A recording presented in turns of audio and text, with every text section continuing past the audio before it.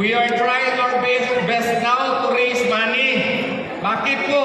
Kasi ang JMC College Law School po, naging qualifier. Isa po sa 6 na colleges and universities na nag-champion sa Asia Pacific at ipadala po kami sa Oxford University sa England. Bakit po nangyari yan? Nangyari yan dahil sa inspirasyon na binigay ni Pastor Apollo Sikibuloy sa amin.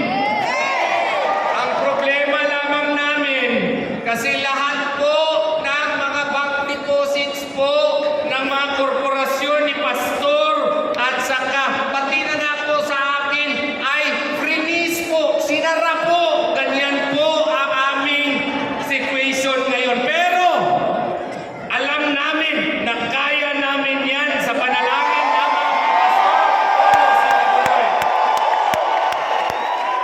Siya po ang nagtayo ng napakasikat na ngayon na SMNI. Di ba po?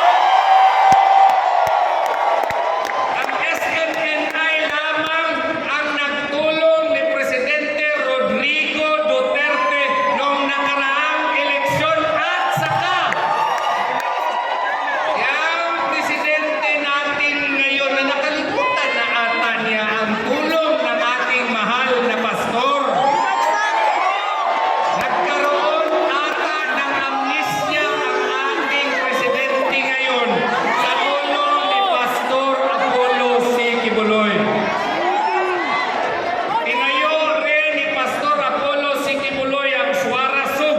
Tinayo niya ang Keepers Club International. Tinayo niya ang Children's Joy Foundation.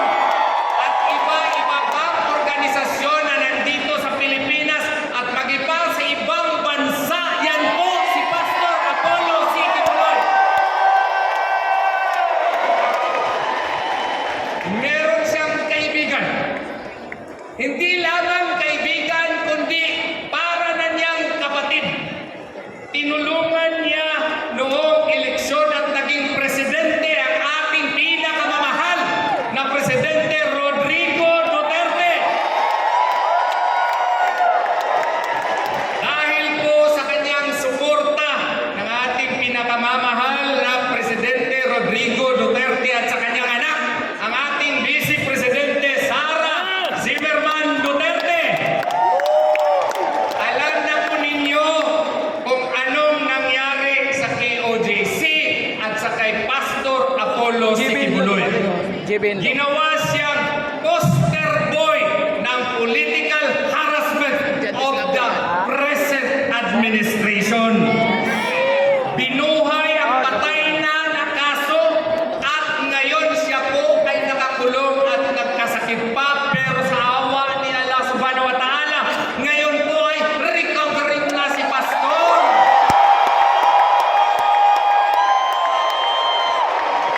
Pero may sakit pa rin siya dahil po ginawa siyang example ng administrasyon na ito para matakot ang mga kababayan natin na suwayin ang present administration ngayon. Tanong, papayag ba kayo niyan?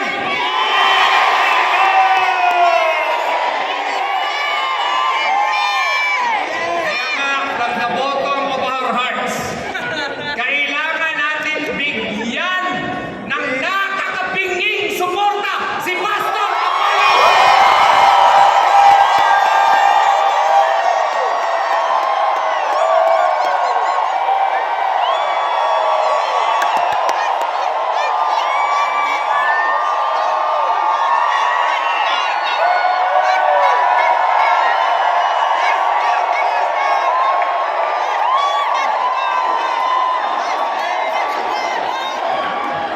At ang pagsuporta sa kanya has become more compelling in the light of the developments, political developments in our country today. Why? Because of the ongoing impeachment complaint that has been filed against our beloved Vice President Sara Duterte.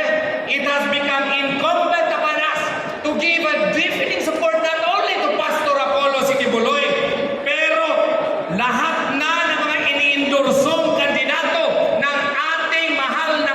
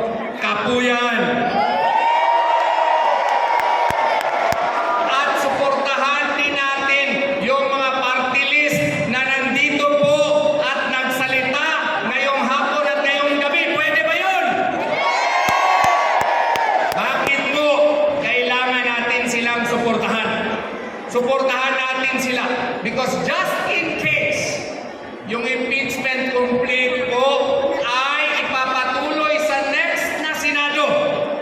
Kailangan natin ang kanilang suporta para hindi makuha yung required 2/3 vote ng Senado. Kaya kailangan tayo, vote straight tayo ngayong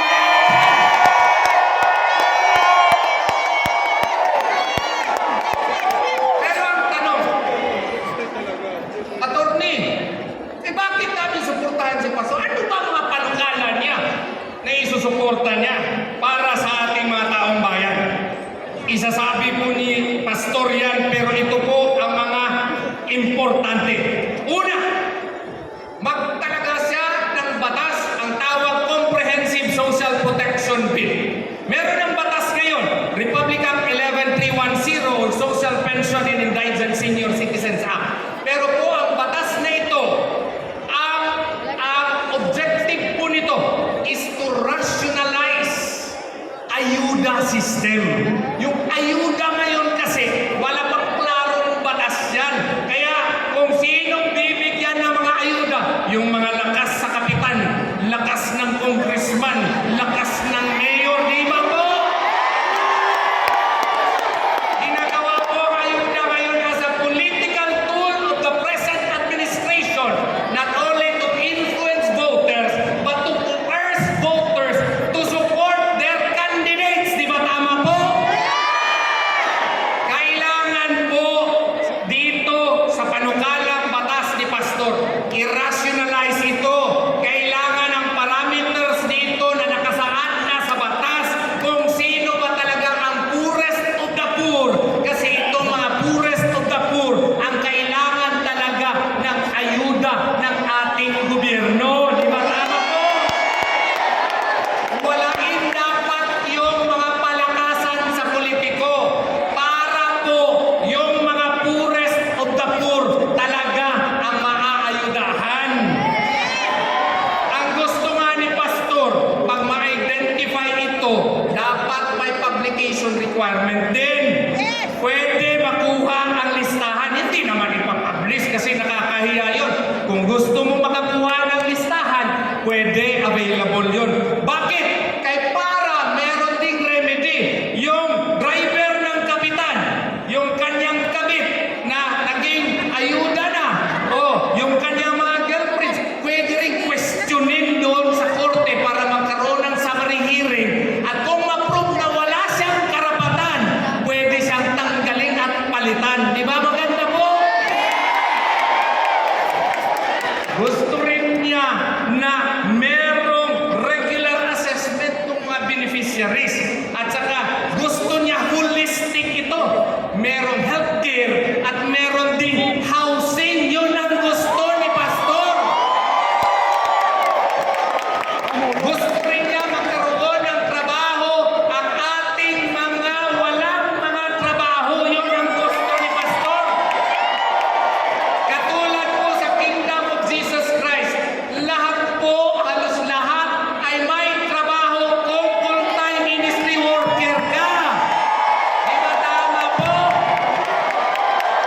So, dito po sa batas na ito, sa iyang ikukumpuni, kung siya ay iyong pipiliin na maging senador, siya po ay sisiguraduhin na nandun sa batas ang paggawa ng trabaho at bigyan ng tax incentives po ang mga korporasyon na gagawa po nito doon sa mga kabukiran at maging dito po sa syudad.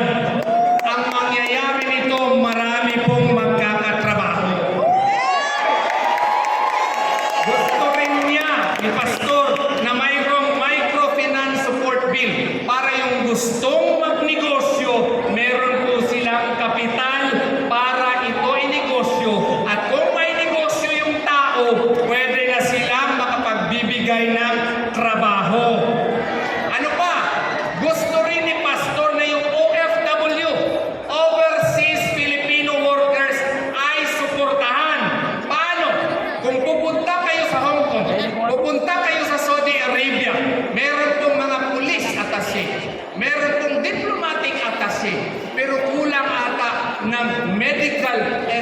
medical attaches.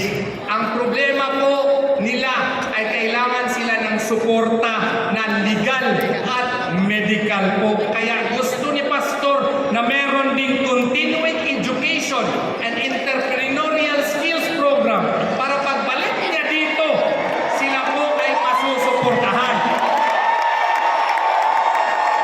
Si Pastor po ang magiging main warrior sa corruption. Kaya mag-create siya ng Truth Commission po.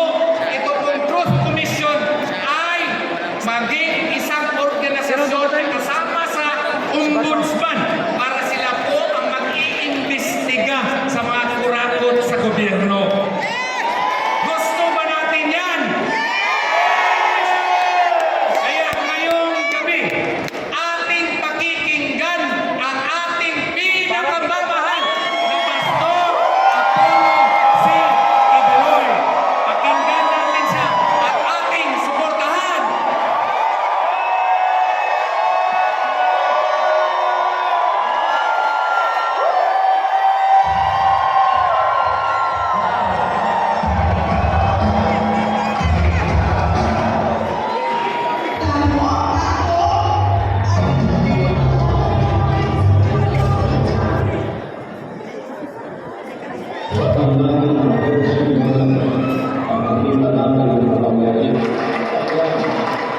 Purihin ang dating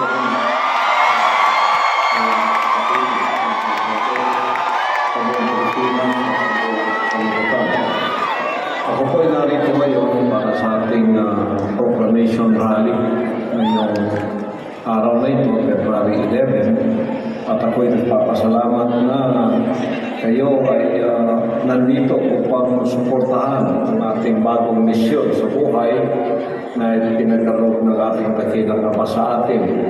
So dito po sa NCR, nasa Inaris Gym tayo, Pasig City, sa Luzon, sa Sindalan Gym, sa Fernando, Pampanga, Barangay Columbus Gym, naman sa Kasiguran, Sorsogon, at sa Visayas, sa GNJ Basketball Court, Iloan, Cebu, Barangay Macabog Gym, Ormoc City, 3K Sports, Sincam, Bacolod City, at San Miguel Gym, Iloilo City. Sa Mindanao naman po, sa Barangay Lower Ticayas, Ormoc City, Barangay Santo Niño Gym, Coronadal City, Barangay Lapasan Gym, Cagayan de Oro City, at Capitol Gym sa Butuan City. Sa Davao City po, diyan sa Barangay Cogon Gym, Licor City, Toril Gym, Davao City, Barangay na Pilipina Gym, Tagum City. Mahalaga po ang araw na ito pagkat ngayon ang opisyal na paglulunsad natin sa kandidatura ng inyong pastor. Marahil panibagong misyon ng hinirang na anak. Alam ninyo, ang aking pong calling at ang lahat ng aking mga layunin at lahat ng mga kaganapan sa aking buhay, itong lahat ay may basbas at may kalooban ng dakilang Ama. Kaya ako po ay papasalamat. Ako ay naunawaan ninyo kahit na ang panahon natin ngayon ay glorification era. Ito ay kabahagi na ng glorification era na mayroong mga panibagong misyon may binibigay ang dakilang Ama sa akin na kung minsan ay hindi pa natin naunawaan sa pasimula. Ngunit ang direksyon ng aking buhay ay talagang papunta doon na kahit ako sa pasimula ay hindi ko nga alam. Ngunit ang sabi ng banal na aklat, the steps of righteous man are ordered by the Lord. So lahat ng ating mga hakbangin, itong lahat ay may mga pagkakaloob ng Diyos na hinirang niya at kanya itong mga kalooban. Tulad nung ako ay nasa pasimula pa lang ng ating paglilingkod, ministry. Ako ay nasa denominasyon. Alam ninyo kung saan ako nanggaling.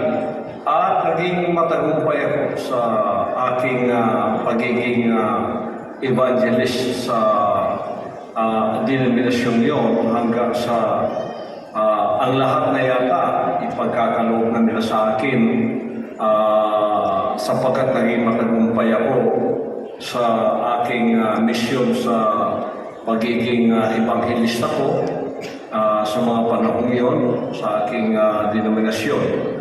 Hanggang humantong sa panahon na parang lahat ibibigay na nila sa aking kamay ang tugatog ng tagumpay. Ngunit sa kalagitnaan noon, sa hindi inaasahang pagkakataon ay kinuha ako ng dakilang ama. Nagkaroon ng problema. At to make the story short, tumangtong nga ako sa kitbog na hindi ko inaasahan na kung ako lang ang masusunod labag sa aking kalooban yun. Pero may kapangyarihang humahatak sa akin papunta doon at pinili ko ang kanyang kalooban. Nalaman kong siya talaga ang may akda nito at siya ang may kalooban nito na sa loob ng isang taon ay pinaunawan ng dakilang ama sa akin. At sinunod ko ang kanyang dakilang kalooban sa 2 bundok sa 6 na taon. Ako po ay nagdusa. Ako ay dumaan sa mga kapagsubukang mabibigat mula sa buhay na may pribilehyo sa aking denominasyon ay humantong ako sa buhay na parang kinawawa, parang pinarusahan o kaya inusik at itinakwil. Ngunit hindi ko alam na yung palang kapagsubukan na yon ay merong ibig sabihin sa aking buhay. Bakit ako in-isolate ng dakilang ama? Sapagkat nung ako ay pumasa sa mga kapagsubukang iyon na anumang ang gawin ng kaaway ng aking espiritu na wala iba kundi si Satanas, ay hindi napinal ang aking pangako. Ako'y susunod sa kanyang dakilang kalooban. Ipinagkaloob sa akin ang bansang kaharian. Sariling bansa niya na wala na po akong among tao. Wala na akong leader na tao. Hindi ang maging leader ko ay ang dakilang ama, ang ating Panginoon Jesucristo. At nakita ninyo sa loob ng mga itang dekada, pinamahala sa akin ng dakilang ama ang buong bansang kaharian hanggang sa ito'y lumaganap sa buong sanlibutan, naging matagumpay, naging malawakan, at nasakop natin ang buong sanlibutan, at ang kanyang mga pangako ay naging may katuparan nang sinabi niya gagawin kitang measurement o standard ng kaligtasan at katulan sa buong sanlibutan. Na pinadala niya ako at mensahe ko nga, nakita niyo from A to Z of salvation ay napasa inyo na mahirap talaga na ito'y may pahayag kung walang isang taong sumunod sa kanyang kalooban na hindi mababali ang kanyang pangakong susunod anuman ang kapagsubukan na ilalakad sa kanyang harapan. Ako po'y nagtagumpay sa bagay na yon. Nung tayo ay naging matagumpay na at nakita ko na exponentially pwede na lumago ang bansang kaharian, isa na itong institusyon na kahit wala ako, kayo ay nalago sa inyong spiritual revolution, financial revolution, at revolution of excellence na siyang kabahagihanan ng mga trabaho o ng mga gawain ng dakilang amang ipinadala niya sa atin dito sa lupa hanggang sa tayo ay naging mature. Hindi na mga bata sa pag-iisip, hindi na bata sa mga disposisyon at mga desisyon natin gagawin. Pwede na tayong pagkatiwalaan kahit wala na sa inyong kalagitnaan, personal ang hinirang na anak. Kaya, nang nakita ng kamayan, akala natin yun ang maging katapusan, glorification, hihintay ko na lang ang glorification period na darating sa aking buhay.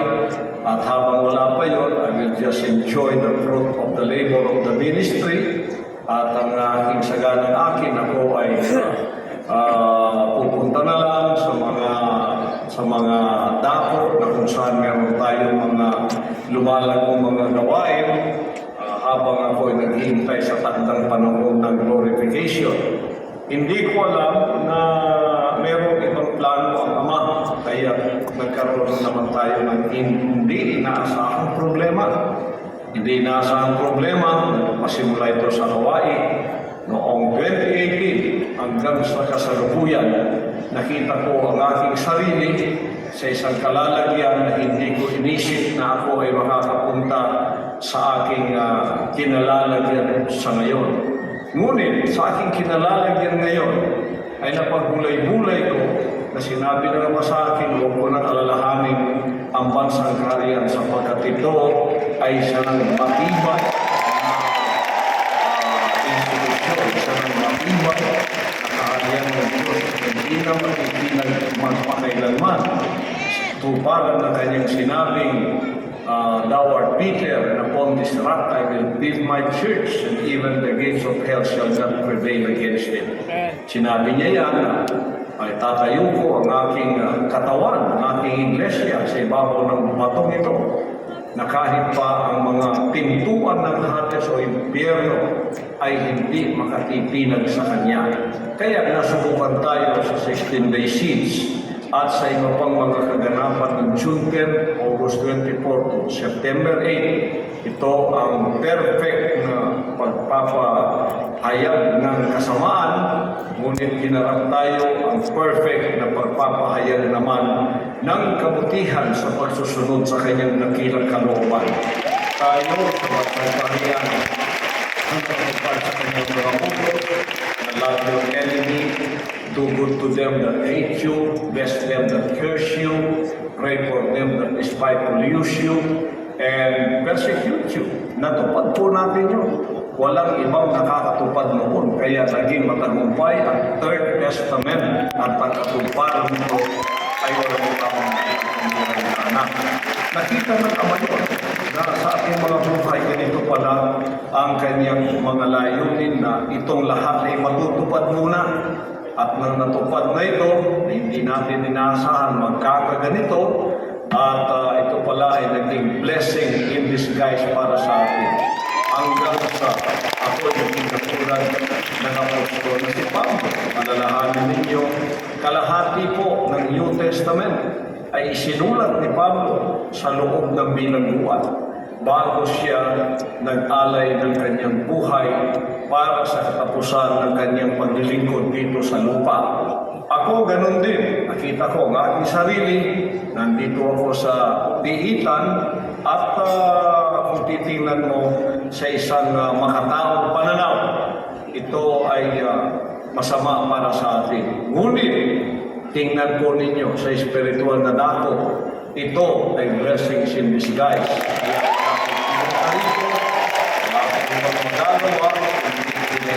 Naman sa akin na anak, pumasok ka sa larangan ng secular na pamamahala. In other words, sa politika, sapagkat yan ang kapangyarihan na umapi-api sa iyo. Alam niyo, matahimik tayo sa ating ministry. Wala tayong pakialam sa secular na sanlibutan, kundi ang ating pong ministry ang siyang ating inaatupag at siyang ating pinamamahalaan hanggang sa pintuan ng impyerno ay dumating sa ating katahimikan at tayo ay ginulo. At nang nangyari ito, ako ay pumunta sa aking kinalalagyan ngayon na hindi ko talaga inaasahan, ngunit naging kalooban ng Diyos. Kaya pala upang dalhin ko ang kapayapaan, ang kagandahan, ang kabutihan sa sekular na sanlibutan na puro naman ang kabutihan. Kaya ako ay binibigyan direksyon ng Diyos na by force of circumstance, ako ay pumasok sa larangan magulo ng politika na kalooban ng Diyos na kung tayo ay kanyang pagpapalain dito, dadalhin natin ang mga prinsipyo ng bansang kaharian, pamamahala, ang bansang magulo ay magkaroon ng kaibigan, magkaroon ng kapanalan, at magkaroon ng direksyon, at magkaroon ng pagpapala, sapagkat ang hinirang na anak ng Diyos ay nanditiyan na. Binigyan tayo ng financial na kapangyarihan, binigyan tayo ng media kapangyarihan, binigyan tayo material na kapangyarihan. Binigyan tayo ng spiritual na kapangyarihan. Ngunit political na kapangyarihan ay hindi pa napagkaloob sa hinirang na anak na siyang ginamit ng masama upang tayo ay api-apihin, upang tayo ay kunan ng justisya. At ngayon, ako ay pinamahalaan ng Diyos upang ang direksyon ko ay papunta sa magulong mundo ng secular na sanlibutan. Katuparan din ito ng sinabi niyang iiwan niya ang kanyang upang 99 na nasa kasiguruhan, nasa kaayusan, nasa prosperity, nasa peace, stability, siya hahanapin niya ang isang nawawala. Nakikita ko po ang bansang Pilipinas ay parang nakakawan ng tupa na walang shepherd o walang pastor na aakay sa kanila sa landas ng katahimikan, sa landas ng kabutihan, at sa landas ng kaayusan. Kaya nakikita ko ang misyon ng Diyos na ako'y pinapunta rito upang dalhin ko kung anong ginawa ng Diyos sa bansang kaharian, dadalhin ko rin dito sa magulong secular na outside of the secular na bansa natin, Pilipinas, na ang politika nila ay puro kaguluhan, puro iskandalo, puro pera ang pinag-uusapan magmula sa pasimula hanggang sa katapusan, ngunit wala pong kaayusan. Wala pong development at walang nakikitang kabutihan para sa mga kanyang mamamayan. Kaya ako ay binigay ng Diyos bilang asin sa lupang ito, bilang liwanag sa lupang ito, upang lamang sila ay makakita ng katahimikan, ng kaayusan, ng kasaganaan upang makita nila. Sapagkat ang ministry po ni Satanas, tulad ng sinabi ng 10:10, the thief came forth to steal, to kill, and to destroy. But the Son of God came to give life, life more abundantly. Ang magnanakaw, ang magnanakaw, pumatay at pumasak. Ngunit ang anak ng Diyos pumunta rito upang magbigay ng buhay, buhay na may kasaganaan. Yan po ang ating dala sa magulong mundo ito ng politika. Kaya pag tayo hawak po ng political power, gagamitin natin ito para sa kaayusan ng bansang Pilipinas na na anak, na walang korupsyon, na walang divisyon, na walang away, na walang kaguluhan, kundi bibigyan ko sila ng direksyon kung saan dapat pumunta ang bansang ito. At yan po ay nasa plano ko ng lahat. At ito ay gagawin ko ang dati na ako'y pagkalooban na naman ng mga pangyarihan sa direksyon na binigay niya sa akin na tayo ay maiulok-ulok bilang senador at isang araw ay baka mataas pa riyan para makita ay ganun din ang gagawin natin sa bansang secular ng Pilipinas. Dadala tayo ng kalinisan, kagandahan at kalusugan at magdadala tayo ng kasaganaan, ng progreso, ng development sa bansang ito sapagkat hindi na natin kailangan ang popularity, hindi natin kailangan pera, hindi natin kailangan, wala na tayo riyan. Gagamitin natin ang lahat ng pera pagpapalang ito na nagmumula sa taban ng bayan kung magaling tayo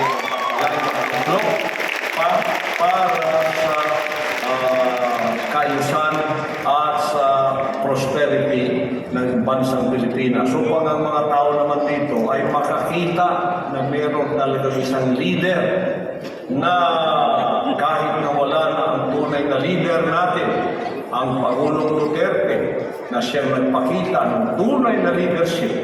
Ngunit sa kasamang palad, 6 na taon lamang siya. At ngayon nakikita natin na para tayo isang manok na walang ulo na tumatakbo at walang direksyon. Ngunit nakita ko kalooban ng Ama na ako'y papapasukin dito sa manunungkulan ng politika upang tulad ng sinabi ko, magbigay ng eleksyon, magbigay ng ayusan, at magbigay ng development sa bansa nito hanggang ito ay maging isang first world country. Mabilis, walang basura, maganda, maayos, ang mga estero, malinis, postal, malinis, nagtatanim ng puno araw-araw at nagpapaganda sa ating bansang Pilipinas na tinatawag nating bansang mahal natin. Kaya ako po ay nandito ngayon tulad ng Ministry ng Hinirang na Anak. Alam ninyo, ang triple ministry ng Hinirang na Anak ay Mosaic, Solomonic, at Prophetic. Sa Mosaic, eto na nga, si Moses lumaki sa Ehipto. Pagkatapos, dumating ang problema after 40 years ng kanyang buhay doon bilang isang prinsipe ng Ehipto. At kinuha siya ng Diyos mula sa kanyang karangyaang buhay. Nagkaroon ng problema, nakita niya ang kanyang sarili at the backside of the wilderness. Nandun po siya sa ilan. Pero ninyo ang problema yon na mula sa karangyaan, nakita niya nag-iisa na lamang siya ngayon. Kaya pala nagkaroon ng problema dahil may plano ang Diyos sa kanya na siyang gagamitin tagapagligtas ng bayang Israel dahil sila ay nasa pagkakaalipin sa kamay ng Ehipto. So, si Moses, isang araw, nakarinig ng tinig at sinabi, Moses, nakita kasi niya ang isang nag-aalam na tanim na hindi naman nasusunog at kanya nilapitan nito at narinig niyang boses ng Diyos na sinasabing, alisin mo yung panyapak sapagkat ang lupang iyong tinatapakan ay isang banal na lupa. Iyon ang misyon ng Diyos sa kanyang tinawag siya at binigyan ng direksyon upang bumalik sa Ehipto na magulo, na sekular, upang iligtas ang kanyang bayan para sa pagkakaalipin na mawala sila at sila ay pwede magsamba o maglingkod sa Diyos na wala po nag-aalipin sa kanila. Sa aking Mosaic Ministry, ako'y pababalikin sa secular na sanlibutan. Ako ay gagamitin niya ang leadership ng Hinirang na Anak na hindi na pwedeng bilhin, hindi na mababali pa, hindi na pwedeng i-bribe ng pera, hindi na pwedeng takutin pa, hindi na pwedeng i-terrorize pa para sumunod sa masama. Ako ay magpapatuloy sa kabutihan, magpapatuloy sa kagandahan, magpapatuloy sa kaayusan, at magpapatuloy sa pagpapala na ibubuhos ng Diyos sa bansang ito. Once na namulat ang mata ng mga Pilipino na kailangan nila ang leader na katulad ko. Upang naman makatikim sila o makaranas ng pagpapalang atin ang dinanas sa ating bansang kaharian, ang KOJC. Kaya ako'y naririto ngayon para sa mission na ito na pinakita ng Diyos sa akin na gusto ko ano hindi sapagkat wala po akong planong maging politiko. Hindi po ako politiko. Kahit ako'y pumasok sa politika, hindi pa rin ako politiko. Ako ay isang leader. Huwag niyo tawagin politiko kahit ako pumasok sa politika sapagkat hindi po ako traditional na politiko na papasok lang sa politika upang ang layunin ay magpayaman sa sarili, magnakaw sa kaban ng bayan at manlinlang sa mga tao. Ako po'y narito, pag-iipan ko ang leadership ko sa bansa nito na isang tao na pinapasok sa magulong politika na hindi politiko kundi leader at isang pastor ng kawan na nawawala upang sila naman ay magkaroon ng direksyon, katahimikan at pagpapala. Kasaganaan ang kanilang mararamdaman at ang hinaing ng taong bayan ay mga sentimento ng dissatisfaction. Sapagkat wala pong leader. Maraming politiko ang bansang ito pero walang leader. Ako ay hindi po politiko ako ay isang leader. Napakamuha ako ay binoto.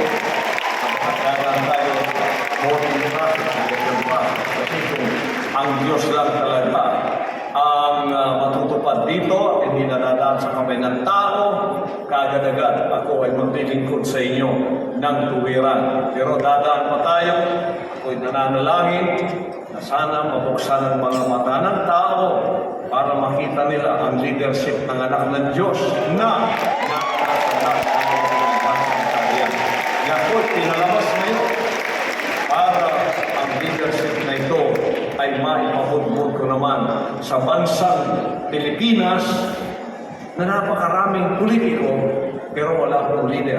Kaya merong dissatisfaction, merong poverty, merong division, at merong pagkakaniya-kaniya. Ito po ay mawawalang lahat once tayo ay nailuklok na sa Senado at nagkaroon ng kapangyarihan upang may sinatuparan ang mga plano nating puro kabutihan para sa ating bansang Pilipinas. Papasalamat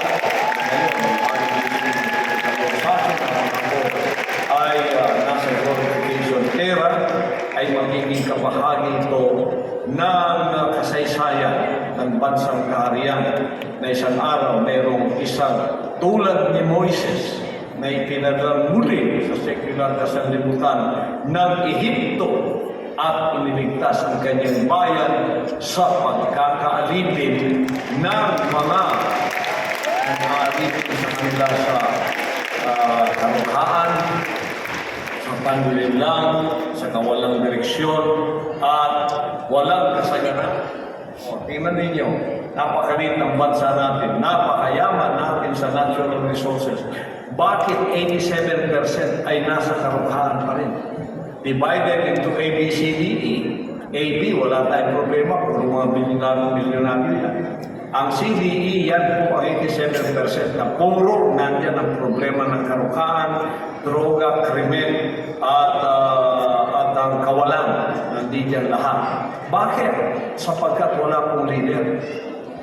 May paminsan-minsan leader tulad ng ating Pangulong Duterte. Ngunit 6 na taon, tapos ng 6 na taon, balik na naman tayo sa cycle ng kaguluhan, sa cycle ng awayan, ng bangayan, ng iskandalo, ng pera ang pinag-uusapan.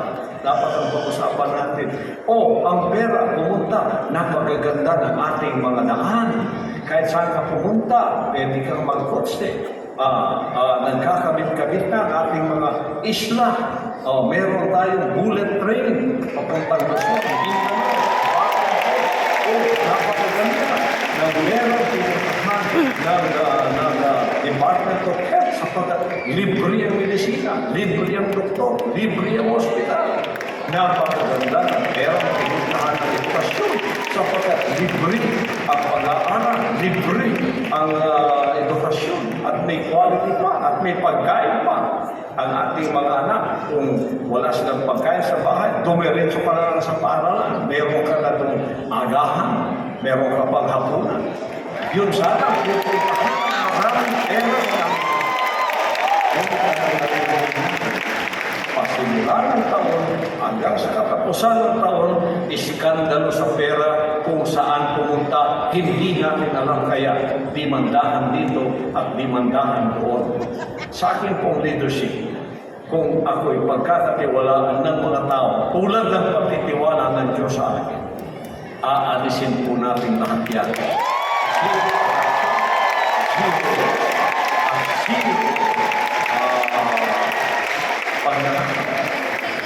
Pera ng bayan. Ako ang magbabantay sa anumang budget ng pera ng bayan. Ako ang nananalangin, magkakaroon tayo ng presidente na tulad ni Inday Sara, ating vice-presidente, magkakaroon tulad ng ating mga panaginip. At ako'y aalalay sa bagay na yan. Kung ako naman ang pagkakalooban ng Diyos ng bagay na yan, lalo ninyong makikita ang bagay na inyong pinangalan. Pinangalan po sa Singapore, America,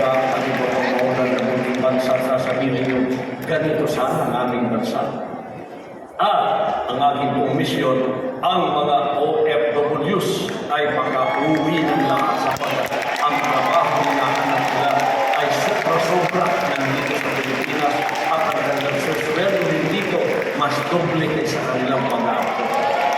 Yan po ang ating kamay.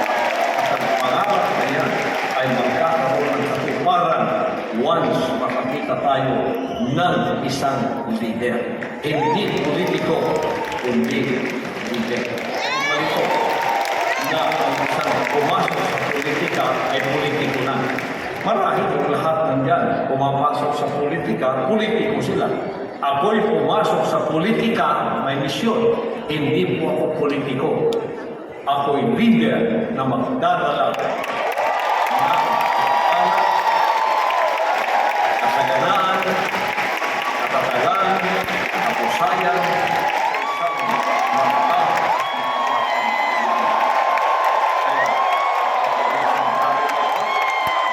Natin na ito nasa puso, isip ko ay kanyang nangwa na ako ay may ulo sa kapangyarihan yan na nagagawa ko ang gusto kong gawin na meron po akong plataforma bilang senador o kaya presidente.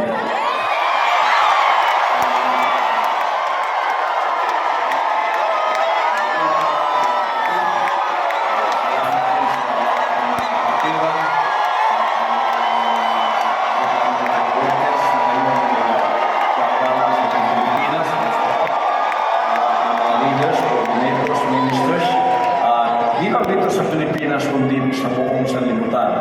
Sa lahat ng mga foot soldiers, sa lahat ng Purple Army, yung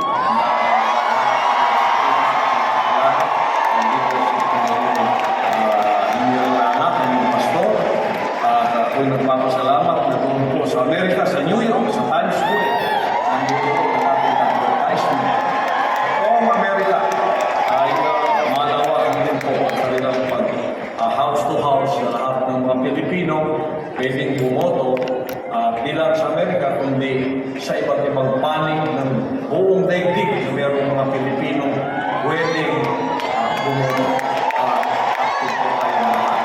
Kaya ako kayo magpapaniwala sa mga soto na ganito at ganon. Huwag po sapagkat yan ay mind conditioning lamang. Kita ninyo sa mga survey na ginagawa natin, na tunay na survey na walang bayad. Panalo po tayo. At nananalangin tayo na kahit nagayain tayo dahil sa tayo ay napakalakas para sa kampanyang ito, ay hindi na po kaya dayain tayo. Sapagkat may